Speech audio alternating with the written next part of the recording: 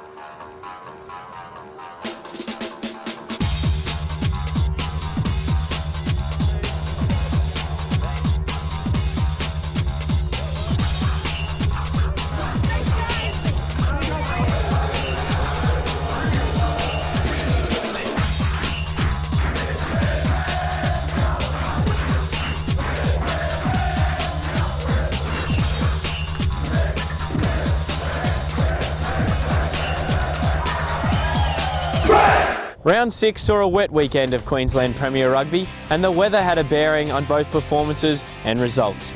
Damon Murphy bagged 2 tries as Brothers defeated University 24-21 in a hard-fought match. Both teams got down and dirty as Brothers posted their 6th victory from as many games. University were looking to soil the Brethren's perfect start to the year, but the slick combination of the Murphy brothers proved too strong for the students at Crosby Park.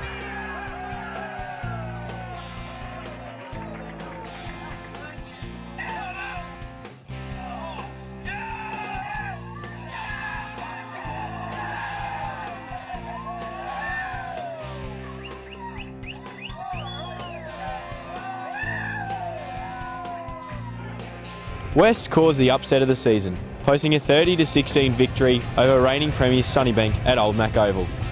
Inside centre Tom Midland put in a strong performance for West, as the Bulldogs proved relentless in every aspect of the game to climb above the Dragons on the premiership ladder.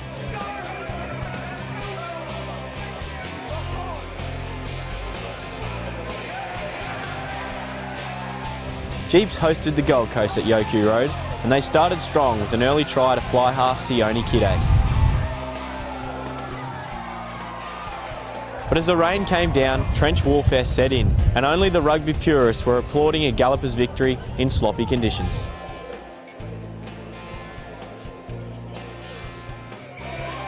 Norths were looking for their second win of the season as they played host to East at Hugh Courtney Oval. The Tigers came to spoil the party, however, as they scored a 29-13 away win. East capitalised on sloppy play from the Eagles to score a 4-try bonus point victory. Souths were set to play the Sunshine Coast at Chipseywood Oval, but excessive rain caused the match to be postponed. After receiving his Musashi prize pack for a man of the match display last week, Brothers hooker Andrew Cody has been awarded the Musashi High Performer for the 2nd consecutive week. Andrew's solid work around the field and strong performances at the set piece helped Brothers continue their unbeaten streak. This week's match of the round sees a resurgent West take on Norths at Sylvan Road. Tradition shows that this match is always a tight contest, and that is sure to continue this weekend. In other matches for round 7, Brothers will play Sunnybank in a replay of last year's grand final. East host Souths at David Wilson Field. Jeeps will travel to Stockland Stadium to take on the Stingrays, and the Gold Coast will be looking to get back in the winner's circle when they host University on the coast. Stay tuned next week for more Premier Rugby action. Thanks for joining me for another episode of Reds TV. If you are already missing the Reds, make sure you get your ticket to the Reds Hurricanes match. That one on Friday, June 15 at the Stockland Sunshine Coast Stadium. Tickets are still available through Ticketek, so visit that website for more information. Best of luck to the Wallabies against Wales this weekend in Brisbane. More high quality action at the best stadium in the world. We'll see you soon.